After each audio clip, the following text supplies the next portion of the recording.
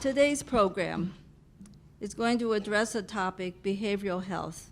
And this is a very fragile subject in healthcare, and I'm interested in hearing what's working and what needs to be changed.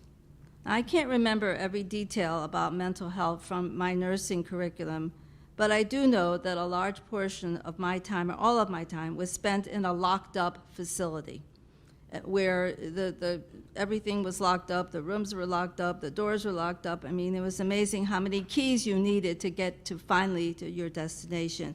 And today, we're not finding that that's true. We're going to find that out from Mr. Haveman, that the chronically mentally ill are living. They're a subculture, and they're living right within our community. And it's things we really need to know and understand. I had one practice encounter in nursing school that did not go so very well for me. And I don't mean to say this in a way to take away from the seriousness of this illness, but things were just different then when, in these locked up units. And I call this the hairspray incident.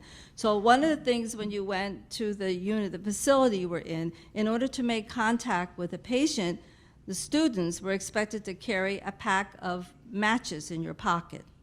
All of the people smoked, but of course they weren't allowed to have matches. So if a patient wanted to have a therapeutic conversation with you, the cue was he would come up to you, he or she would come up to you and they'd say, "Do you have a light?" So you would take out your matches and light their cigarette, and you'd have this conversation. So I did that one day with a group of female patients, and they brought me to this little room, and they had this little beautician area, and they were all going to be doing each other's hair. It was very therapeutic, and I thought, wow, this is just really great. This is just really nice. And they were curling irons and spray bottles and shampoo and the whole thing. And then this nice little lady came to me, and she said, "We need one more thing. We don't have any hairspray." Oh, I said, okay. She said, "But I'll show you where it is." So she took me to this little room, and the cabinet was open, and I took out 2 bottles of hairspray.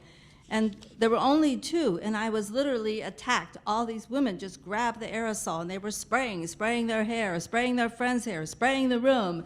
And it was spray all over and mist, and the door opened, and it was the head nurse. And she immediately came over and she chastised me and said that I was never to be in the unit again, I had to leave, and the hairspray was always locked up, but someone forgot to lock it up. So then a crew of security guards had to come to break up the riot that was going on. I was just really, and I broke another rule. You're never supposed to talk to a group of patients, only one patient at a time. And I had a whole group of people. So I don't know, I never really checked if my nursing school transcript, indicated a penalty for inciting a riot, but it was just, it just made me feel so bad. And it's just a fragile subject, and there's so much you want to do, and it takes really dedicated people to work with this diagnosis, and it is chronic. So I'm looking forward to hearing our speaker this morning talk about that. This morning we have some new members and guests with us, and Betty Vasco, the chair of our membership, is going to do the introductions.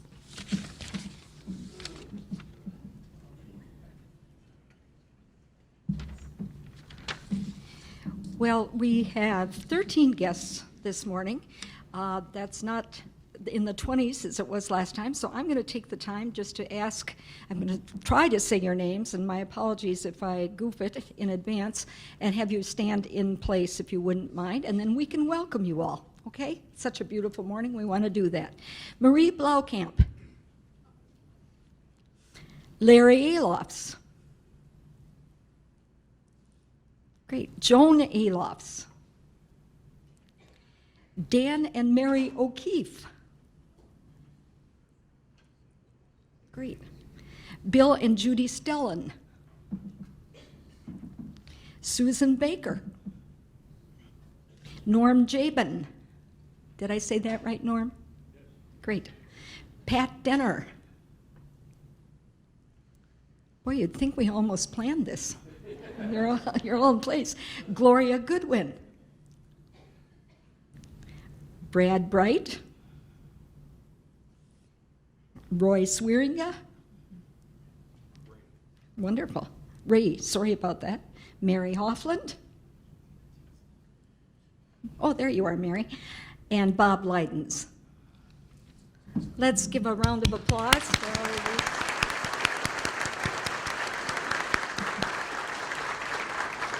you. Thank you. We're pleased to have you in our midst. And then we'd like to welcome 6 new members today. And I'm going to ask them, if they're all very convenient down here, if they would come on up, and we'll welcome all of you at the end. Mary Beekman, whose mentor is Marilyn Torborg. Suzanne Harrington, whose mentor is, Suzanne, we've got you way back there, whose mentor is Loretta Fensky. Come on up, Suzanne. Joel Krisoff, whose mentor is Douglas Walvard. Carol Swart, whose mentor is Moira Reynolds. And Edward Swart, whose mentor is Bill Reynolds. And finally, David Canool, whose mentor is Herb Weller, and he's not here. So we welcome David, who is going to stand in place. Great, good. Let's give them all a hand. Welcome.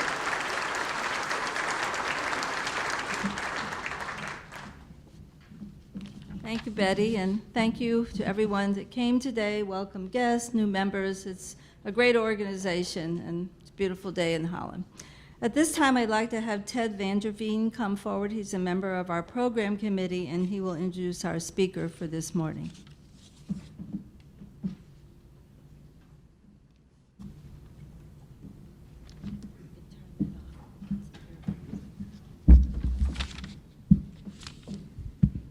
Thanks, Terry. Good story. So, it really gives me great pleasure to introduce Jim Haveman. Widely traveled, widely talented, could speak to us on several topics. And he has a distinguished history of public service management and volunteer work. Most recently, from 2012 to 2014, he worked by appointment for Governor Rick Snyder as the director of the Michigan Department of Community Health.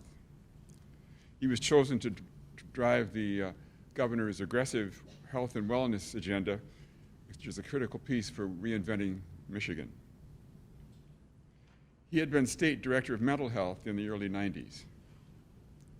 He's also been senior health advisor to the Iraqi Ministry of Health and to U.S. Ambassador to Iraq, Paul Bremer, in 2003. Previously, he had served as executive director of Bethany Christian Services, which many of you know is the largest child welfare and adoptive agency in the United States. Quite right. Good.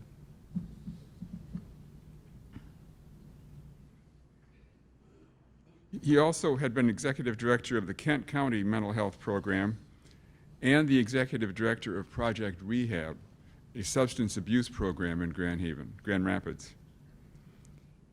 He has received numerous awards, including the National Governors Association Distinguished Service Award and the Department of Defense Medal for Distinguished Public Service.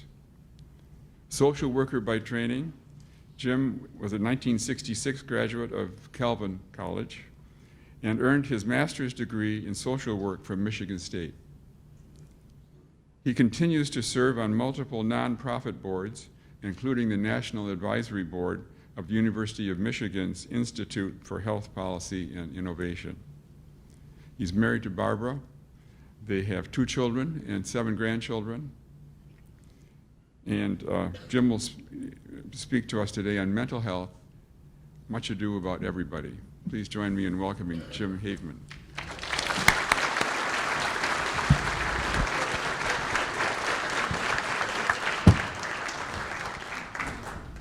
Is that off? Well, what a joy to be here today. I don't know if this is too loud. I think Jim's going to kind of adjust it. It's great to be here today, and I welcome back to Michigan for those who've been in Florida or Arizona. It's good to be back, and it's great to see this nice weather today. You know, Barb and I were in Florida for a couple months. We got back in early April, and it's just been kind of dreary and not very pretty, but this is super. My name is Haveman. Now, my cousin is Joe Haveman. Now, that's very confusing to people. My father was an architect, and we'd come out to Holland because my Uncle Casey lived here, and his son was Mal Haveman. He had the electrical company, and I'm sure you know that family. And then Joe is Mal's son. But when Casey, who grew up in Grand Rapids, kind of got to Holland, I think they just kind of changed the pronunciation of the name to Haveman. So when I was working for Rick Snyder, and Joe Haveman was in the House of Representatives, and he's a great representative, and he was chairman of the House Appropriations Committee, they got very confusing to people. Joe Haveman and Jim Haveman. And many times I would show up in an event and they'd say, "Oh, how are you, Joe?" And I'd say, "No, I'm Jim." And people would make different calls. It got very confusing.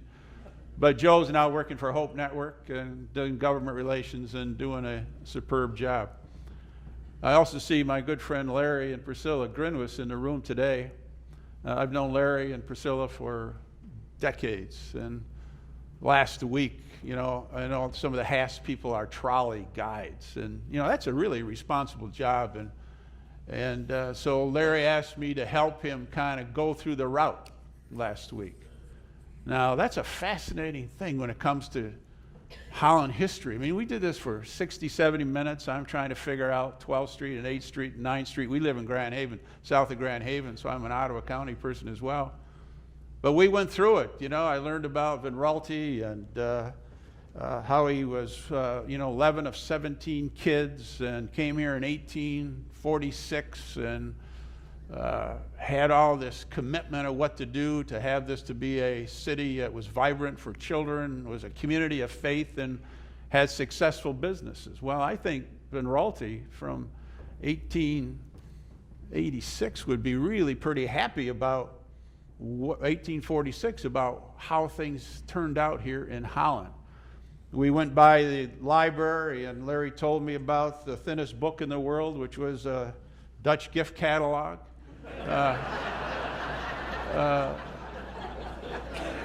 He told me that about the stubborn Dutch man who has wooden shoes, a wooden health, and wouldn't listen. Now, I'm 100% Dutch, so I can tell these stories.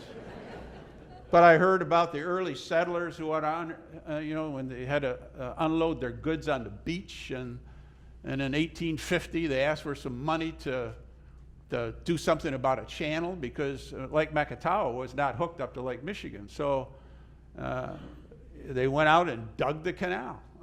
And it wasn't until 1899 that the federal government finally put in a permanent pier that you see now, or the channel that you have now, which is about 100 yards from where the original one was that they dug in 1850. Now that's just great history. And then in 1900, the first year after they dug the canal, the official one, 1,000 ships came here, schooners, steamships, all kinds of visitors, barges bringing in supplies. And you can just kind of see how that went. In 1871, 80% of Holland burned, and it was the same day, if you like history, as the Chicago fire.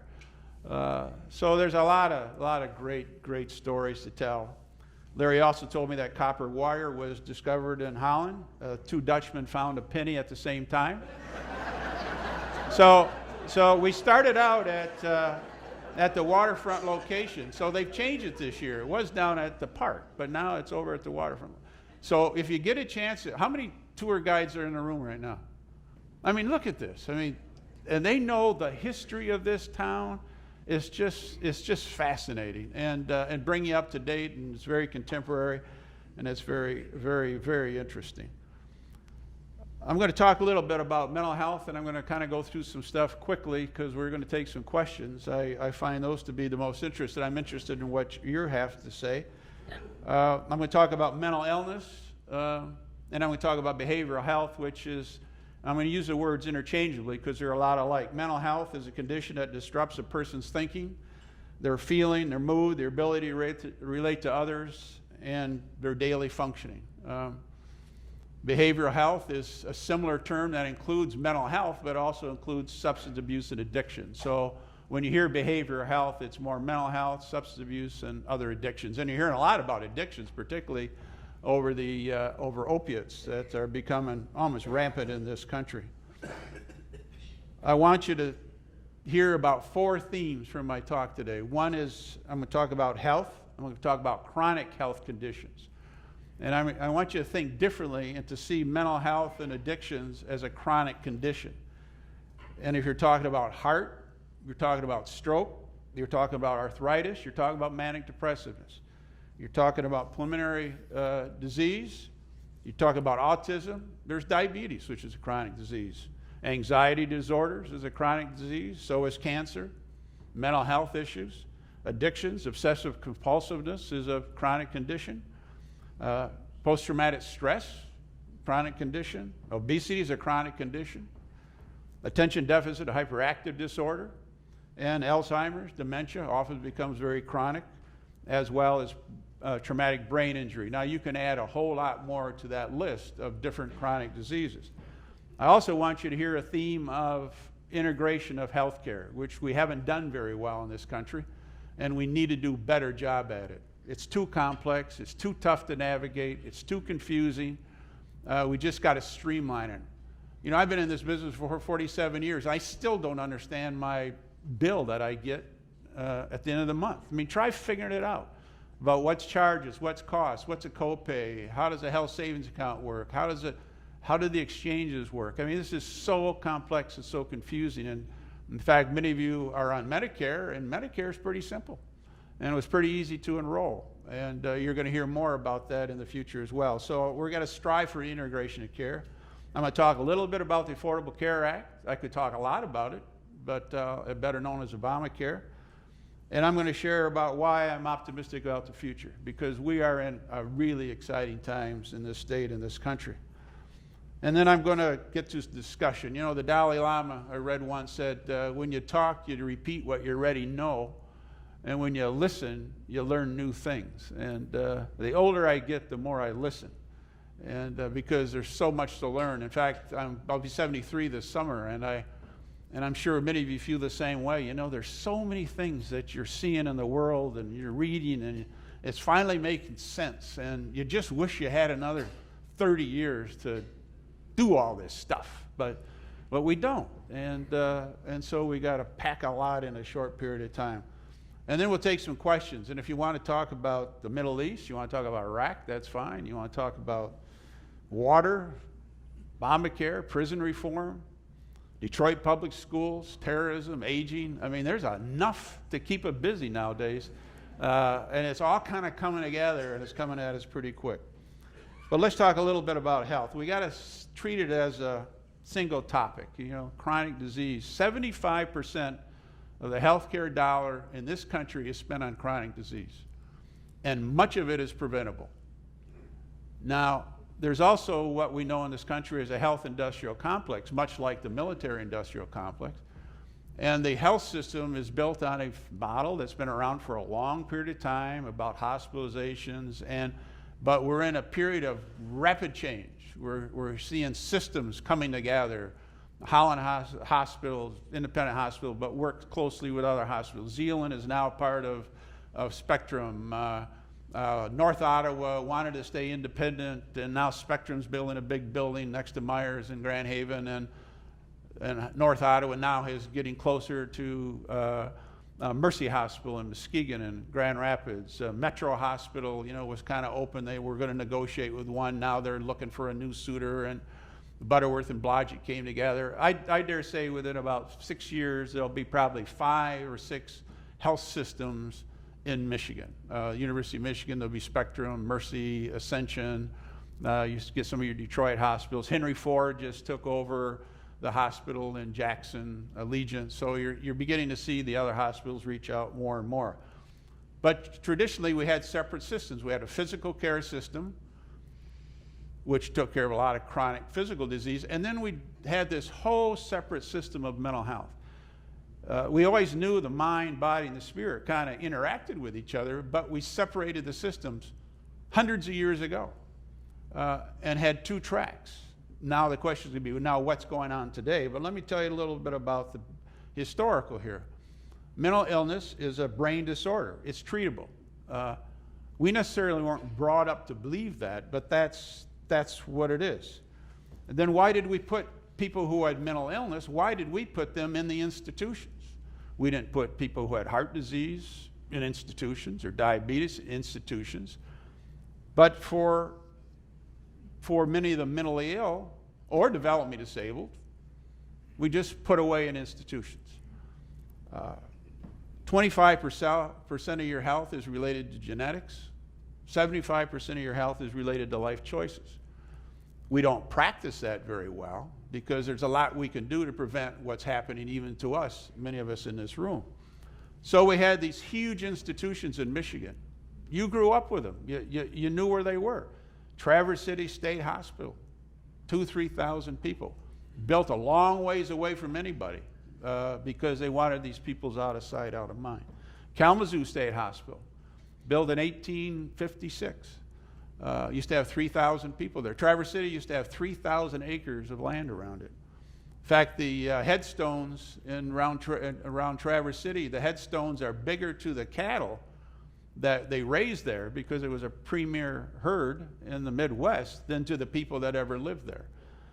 You had Clinton Valley and Pontiac, Plymouth Center, Eloise in Detroit. Some of you might have been physicians or nurses who worked at Eloise or practiced at Eloise, a huge facility. Anybody who didn't fit, you could have been mentally ill, acted strange, sexually acting out, hyperactivity, delinquent, a deformity, away you went. What happened then is the courts began to get involved in Michigan. In 1978, there was a big cover-up at Clinton Center that the federal government came in. The courts got involved with many of the other hospitals. When I took over, started working for John Engler for 12 years in 1990 as Department of Community Health and Mental Health Director, we were being fined in 1990 from the Blanchard years $10,000 a day. The state of Michigan was being fined $10,000 a day because it did not have any comprehensive mental health program in the Department of Corrections.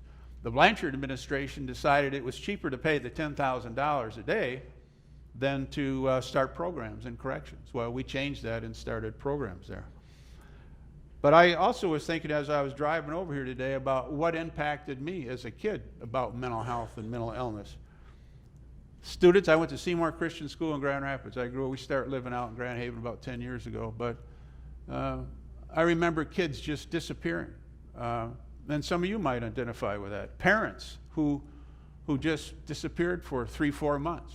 We heard words like shock therapy. We heard like they're crazy. They had to be put away. Kids who were Down syndrome. I had friends who had 4 kids in the family. They really had 5, but they would never talk about the 5th one who was living in an institution who had Down syndrome. Put away, out of sight, out of mind. Now, I'm not blaming anybody for doing that back then because that was kind of what people knew. But as things changed over the years, we adjusted accordingly.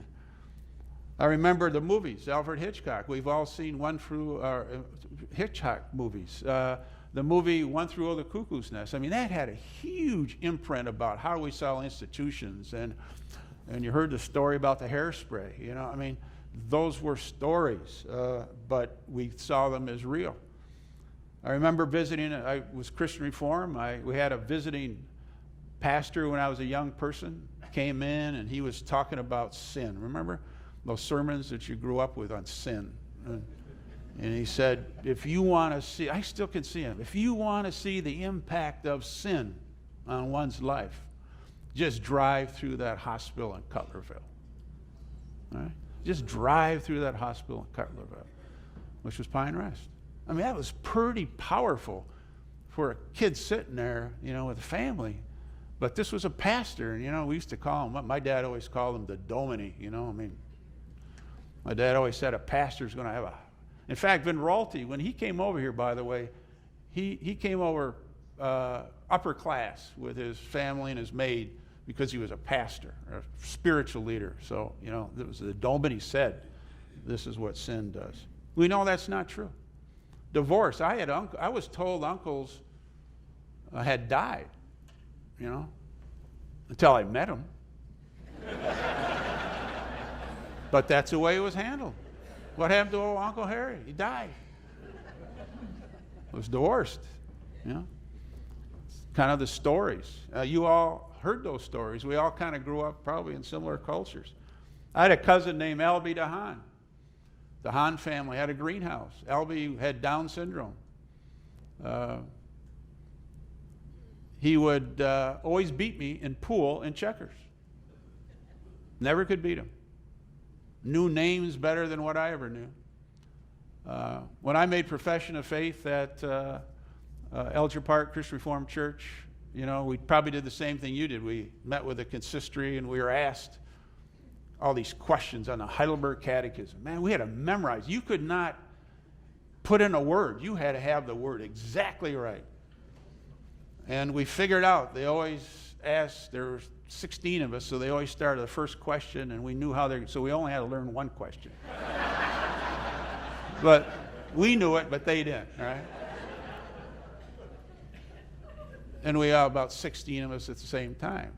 And they had these questions about the Heidelberg Catechism. When Albie, who was in and out of cold water, and I have vivid memories of bringing him down to cold water and seeing him leave his family. And his family always, my Uncle Nick and Aunt Marie, always tried to get him home on weekends.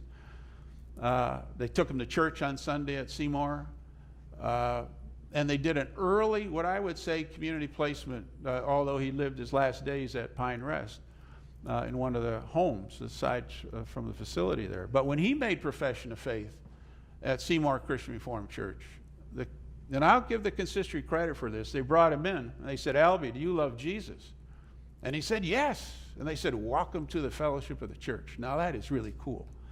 And Albie, was a full member of the church just like we. He loved to go to church. He loved to sing. He loved to hear the excitement of what the church life was like.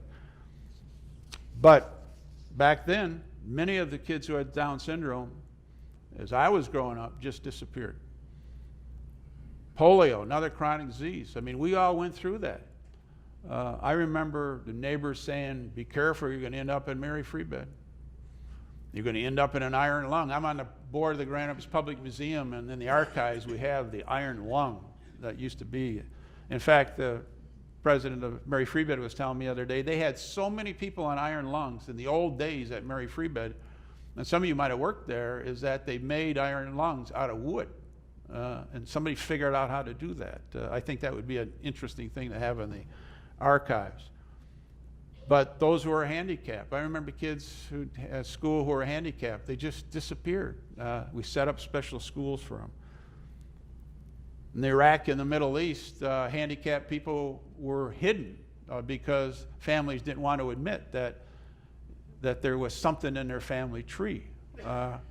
They thought it was related to a lot of things that got tied up into the culture, and that the family was impure because they had a handicap or a mentally ill or Down syndrome child. There's one place in the Middle East where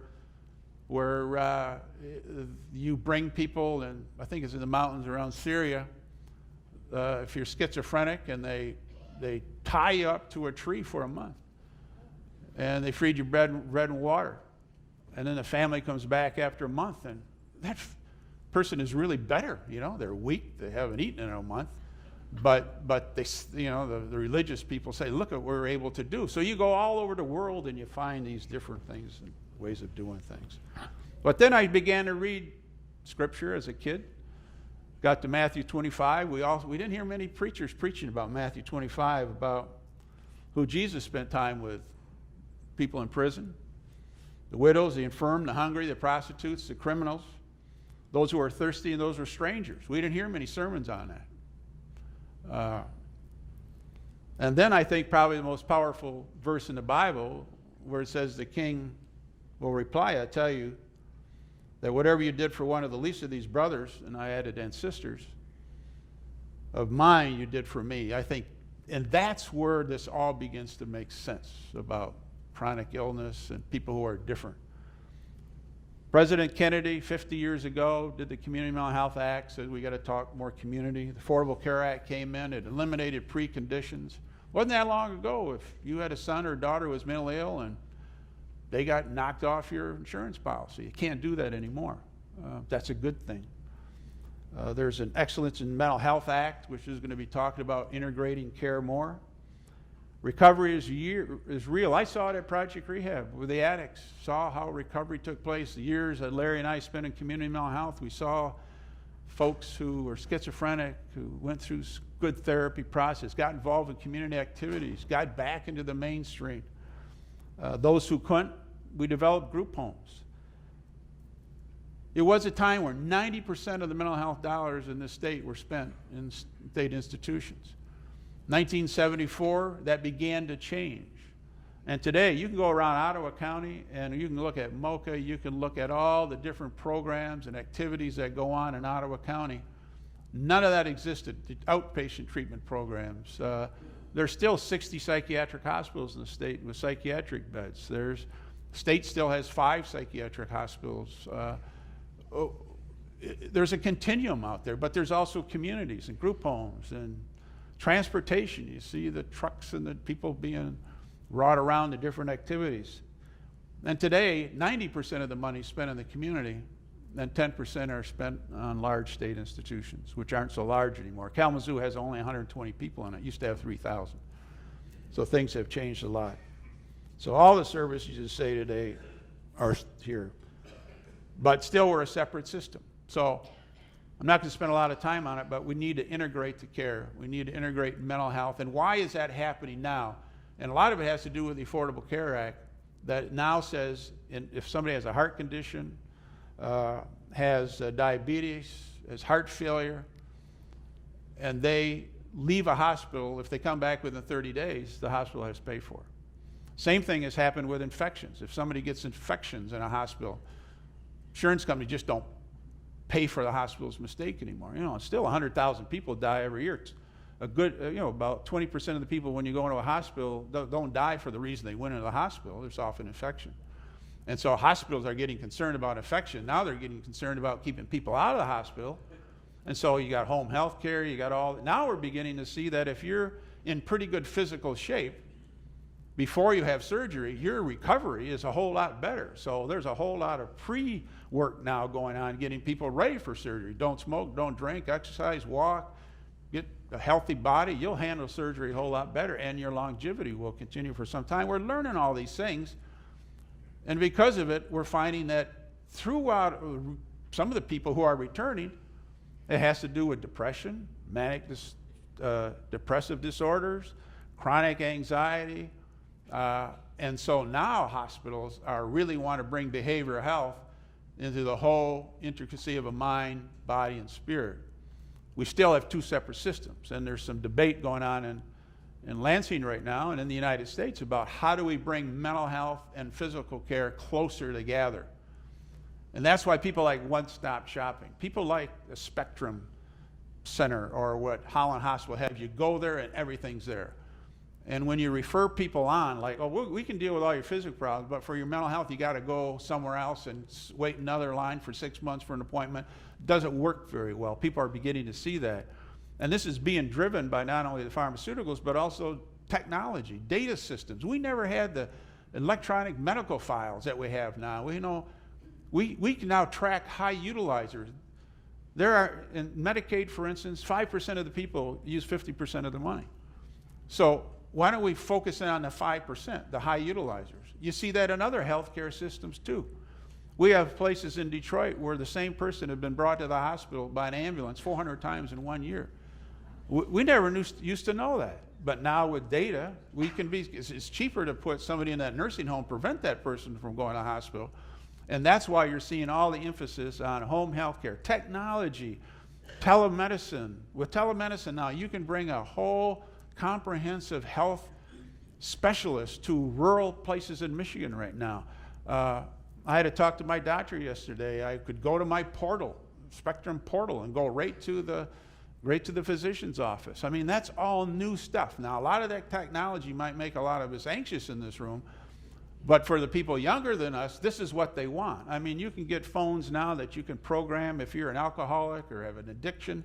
They can program the places where you drink or you hang out or trouble begins to happen, or your phone will buzz, somebody will come on and say, Jim, you ought not go there, let's talk.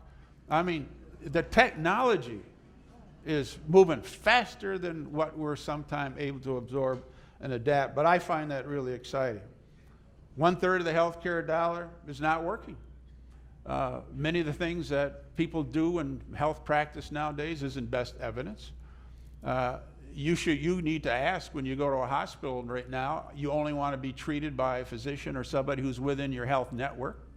There was an article in Time recently that showed that when you get served by people who are not part of the network, you're going to get the full billing for that. People got to get educated more about how to navigate the health system. Opiate addiction is a huge problem. 90% of the opiates in the United States are consumed by the United States. That's dangerous. 900 people were charged in Mackinac and Chippewa County, eastern UP last year. 90% of it related to drugs. Heroin addiction, 80% of the heroin addicts in Michigan right now will tell you it started with opiates. And much of that was prescription they got from a physician. So there's a whole effort right now about non-opiate pain treatment. So you're going to see a whole lot of talk about that and some of the new antagonists that are coming on. So I think we're in a way that we can begin addressing the opiate problem. Affordable Care Act, Healthy Michigan Plan. A lot of people didn't want it to happen in the legislature, and this governor, Snyder, supported it, wanted it to happen because you got a lot of people in Ottawa County here who make maybe $11,000 a year to have new health care. They're using the emergency room, stage 4 cancer, too late. We can do a better job preventing it. So now 7,400 people in Ottawa County have insurance. Many of those make less than $11,000 a year. Many of them make less than $8,000 a year. A family of 4, maybe 10% of them make less than $30,000 a year for a family of 4, but they got health care. And guess what? Uncompensated care of hospitals is beginning to go down because they're getting reimbursed. Allegan has 4,700 people under a Healthy Michigan Plan. These are adults, not kids. 94% of the kids under 18 in Michigan now have health care either through their private insurance company or through Medicaid. That's a good thing because that's prevention, and that's where we got to put our time. 2014, 50% of the bankruptcies in Michigan were due to health debt. We got to address this, and you're seeing it being addressed on the national scene. Some have simple solutions, some have complex solutions, but watch the election as it comes to health care and pharmaceuticals, and it's going to be an interesting part of the discussion that goes on. I'm optimistic about the future. The Health Endowment Fund, Blue Cross Blue Shield went to a mutual. They're funding the Health Endowment Fund. We'll get over $700 million into it. Paul Hilligans, who many of you know, is head of it. They're focusing in on mental health, seniors, children. Going to put out a lot of special grants, try some new things that work. Emphasis on health and wellness. This was something we didn't grow up with, but whole discussions about health and wellness. I mean, I got a Fitbit. I try to do my 8,000 steps, and it's good that my wife and I can do that together, except the weathers haven't been favorable for it. But I'll tell you, that's a new part of life, nutrition. We didn't have a lot of that. Look, I mean, if you went to home ec in high school, you weren't going to college. Well, I think everybody should have home ec in some of these courses. That's important survival skills for life. Prevention, we're learning about early risk assessment. Many of the people who are mentally ill, they begin to see symptoms of that 13, 14, 15, 18. In the United States, it takes 10 years before somebody really gets treatment for that. We can do better at that. Earlier intervention, early screening, high-risk kids, RAP services around them, we can do better. Autism, we were doing lousy in the state in the treatment of autism until Lieutenant Governor Calley came around, who has an autistic child and happened to be in a position as a representative, now Lieutenant Governor, do something about it. Change the law of this state. There are thousands of kids now who have autism, who are getting services in their families. That is real new, and now the private insurance companies are beginning to pay for it. There are 19 community mental health, there are 19 other agencies providing it in this state. That's a good thing for families. And these autistic kids can build on their strengths and not kind of be channeled to change, because they're not going to change, but they can learn the skill of what to do with their autism to be productive in their life. That's a good thing. There's a whole discussion in Lansing right now about should mental health be carved out, which means a separate system, or should it be carved in? And how does it work closer with hospitals? It's going to be incremental. I don't think the developmentally disabled should be part of that, but I think people who are chronic users of the mental health system need to be much closer to the physical care system. The governor merged the Department of Community Health, my old department, into the Department of Human Services. A good thing. There's 120 different programs in Michigan at the federal government just to serve people who are poor. Nobody can figure it out. There's a better way to do this. Bring it together. One-stop shopping. Services in one place. One form. I mean, how many times do you go to a physician or a hospital where you got to give the same information over and over again? Hopefully it's going to get less. If it doesn't get less, then ask why not. And so we push that type of stuff. But the whole river of opportunity that the governor talks about makes a lot of sense. There's a lot of things about including families. You know, there was a time when it came to mental illness, you thought the whole problem was the parents. That's the way we were brought up. It's not true. Now we want parents and families to be part of recovery. We got to do a lot to make sure families know more about a person who's mentally ill. Right now, people don't know much about them. You can't find appointments. You can't find medication. You're not informed. We got to bring this much closer together because families are really key. Diversion programs from jail. Mentally ill people commit crimes. They should pay for it. But there's a lot of petty crimes that people who are mentally ill end up in jail for. They don't have to. But we need diversionary programs. You're seeing drug courts, mental health courts, veterans courts. These are extremely successful, and they work well with the providers and the courts, and you can really make a difference and change people's lives. First aid. All of you could go through mental health first aid, which means you would learn how to act or respond if somebody in your family or you saw somebody in the store, what to do, what to say, where they could get help. Stigma. You have the Earhart family automotive who've really come out and are getting rid of some of the stigma. Look, it happens to us. They produced a movie. I was kind of brought up the only one who was manic depressive with Abraham Lincoln. Well, that's not. There's a whole lot of people who are manic depressive. 60 million people in the United States have a mental health episode. Only about 10% are getting treatment. We can do better than that. But we've got to get involved. Specialty drugs. Right now in the Medicaid program, 15% of the budget are for drugs.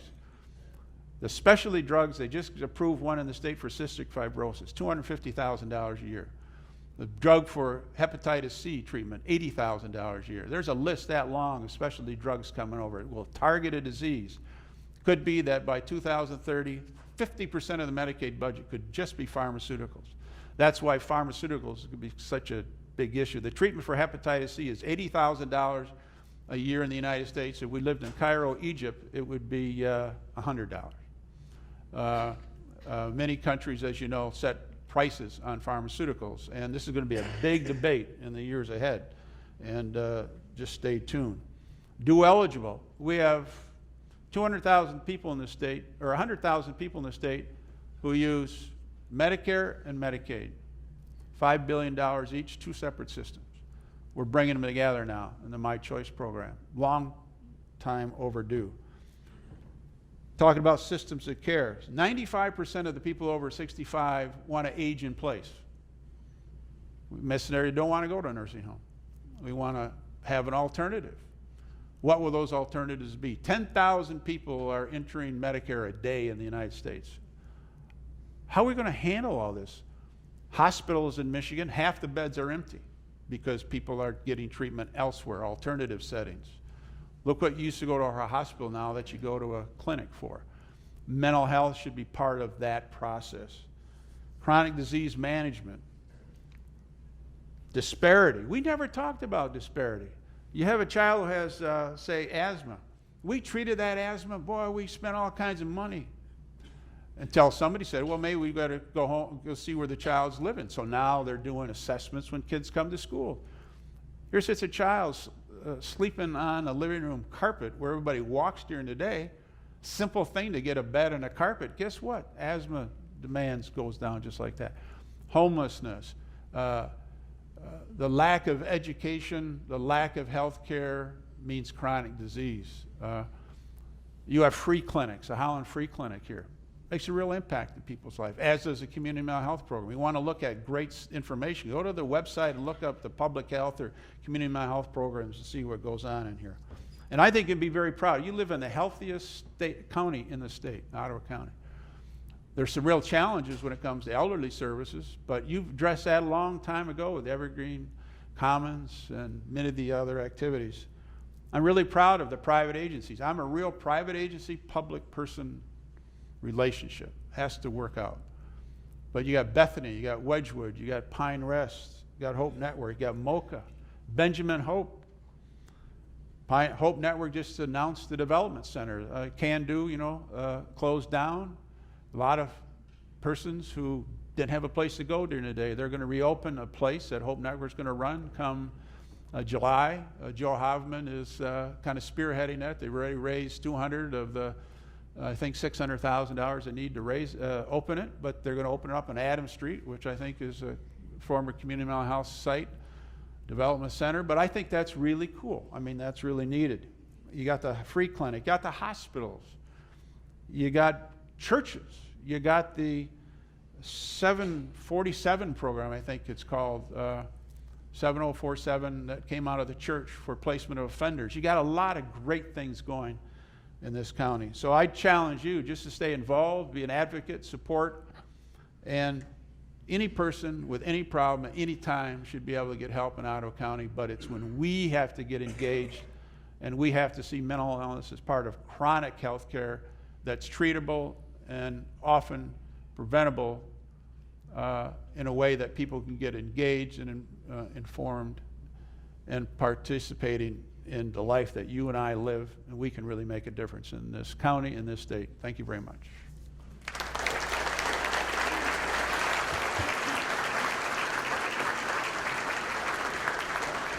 I got a suggestion before Peter talks for a great book. Patrick Kennedy, former Ted Kennedy's son. It's called A Common Struggle.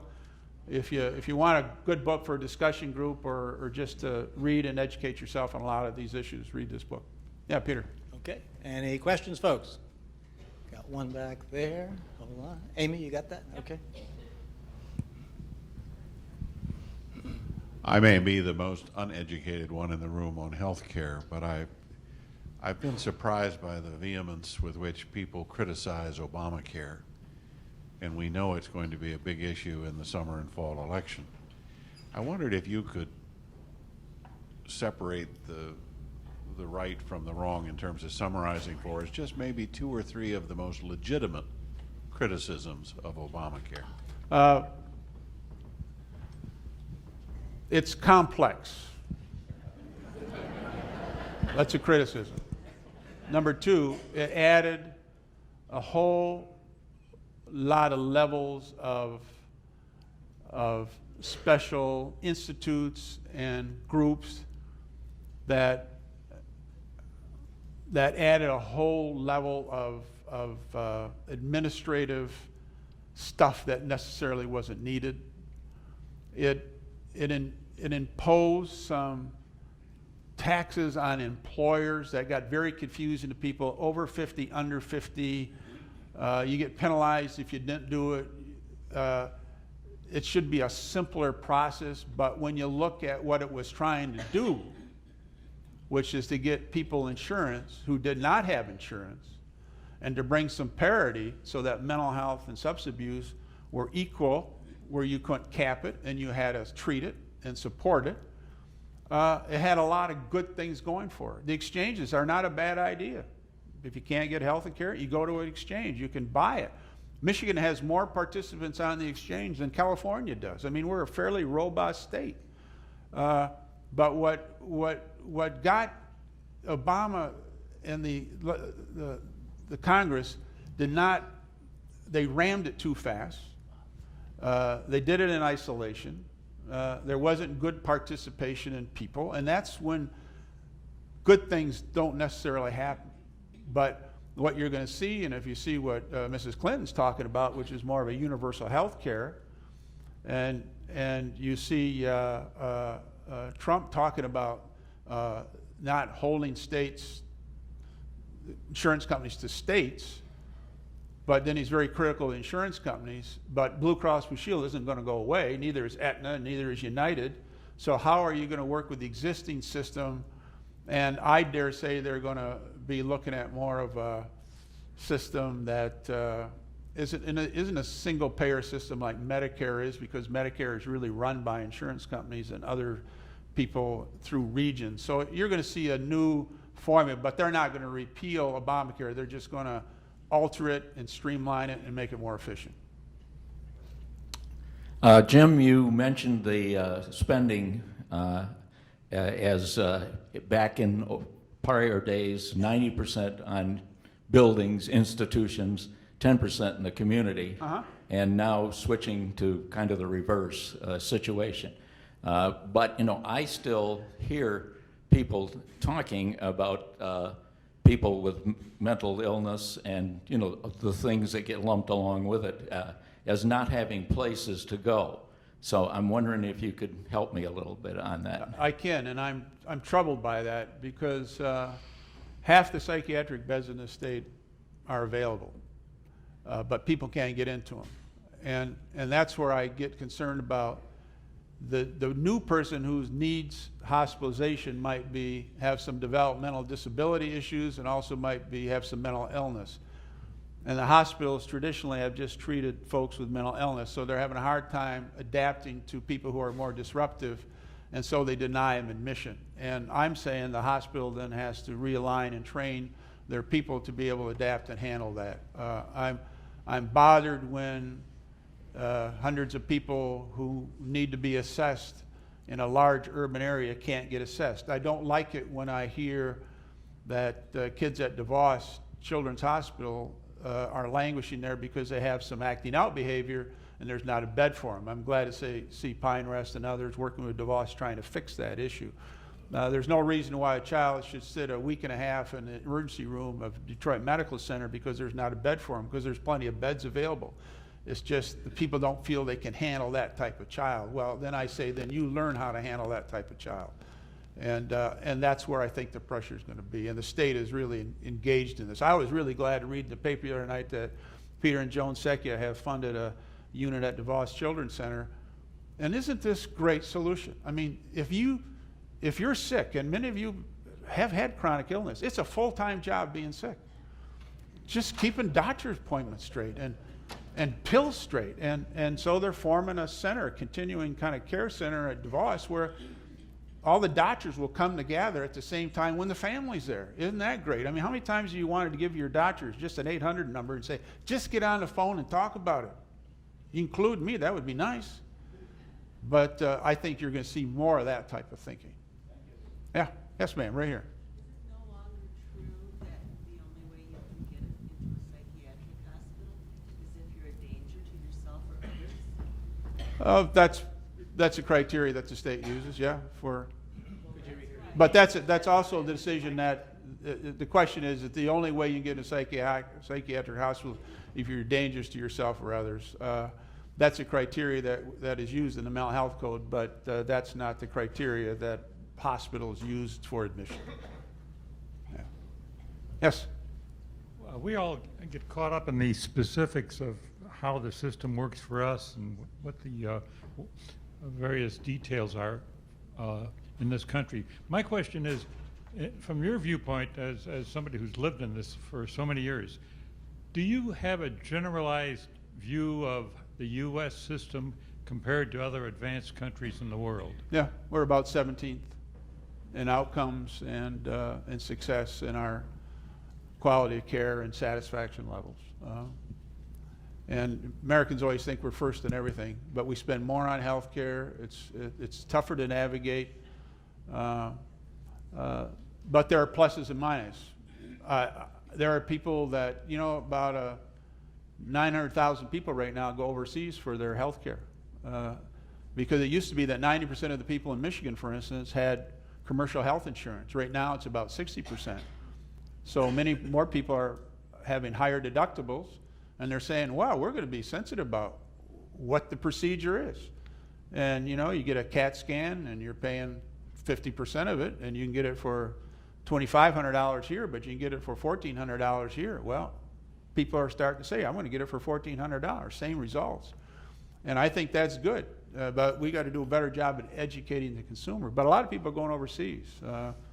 There's places in India that do 60,000 knee joints or hip replacements a year. I'd rather go there than somebody who does 10.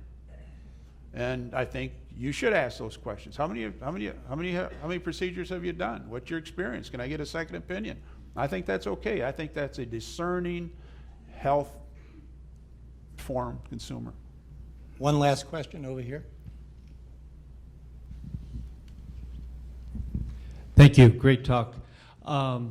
Yeah, I see as we're become more culturally aware and sensitive to it and want to do something about it. And I say as a faith-based organizations, we want to do something about it. And as you have appealed to us to advocate for it, but how do you, as a community member, in a coordinated way, sort of advocate in a way that makes something happen or gives it legal impetus or some authority?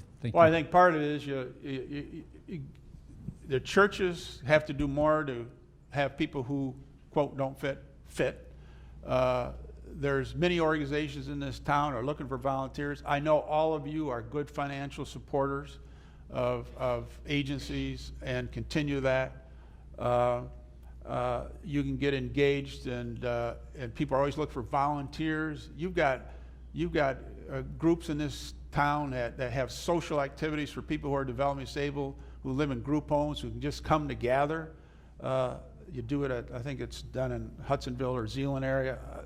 There's always somebody looking for something, mentoring somebody, getting to know a family who's struggling with somebody who has a mental illness and doing what you can to support them. It's real lonely out there, and you can do those type of things.